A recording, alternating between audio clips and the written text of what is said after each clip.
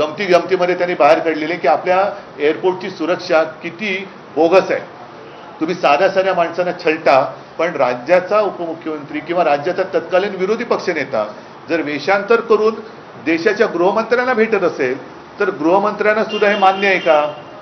ज्यांच्याकडे देशाच्या सुरक्षेचा प्रश्न आहे किंवा विभाग आहे त्या देशाच्या गृहमंत्र्यांना देशातल्या एका शासकीय यंत्रणेतला महत्त्वाचा माणूस वेषांतर करून वेगळ्या नावाने आपल्याला भेटायला येतोय, सुरक्षा यंत्रणेला चकवा देऊन येतोय, असा गृहमंत्री हा माझं म्हणणं आहे की जागेवर राहताच कामा नये, की जो सरकार पाडण्यासाठी पक्ष फोडण्यासाठी सुरक्षा व्यवस्थेशी खेळ करतोय हा गृहमंत्री जागेवर राहता कामा नये। या गृहमंत्र्यांनी राजीनामा दिला पाहिजे।